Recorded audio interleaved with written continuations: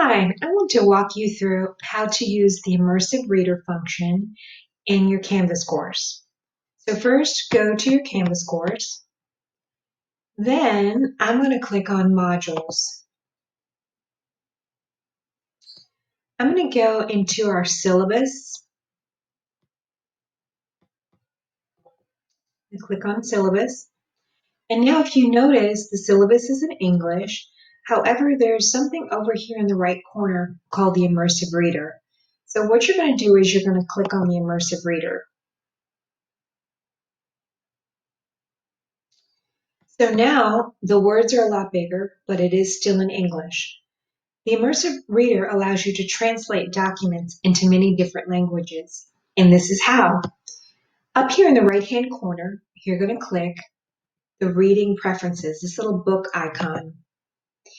Once you've clicked it, you're going to scroll down to here where it says Translate. You're going to click this button, and as you can see, there are many different languages to choose from. So for our purposes, I will choose Spanish, Latin American Spanish. Now, in order for me to translate the entire document, I need to move this button over here to the right. And now if you look, my entire document has been translated into Spanish. If I would like to go back to the original version, I click on Original.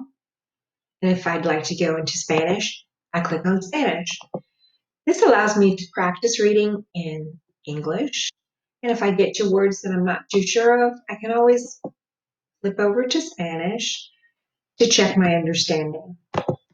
When I'm finished with Immersive Reader, I click this back arrow and it takes me right back to the main page. All right, so that's how you use the Immersive Reader in Canvas.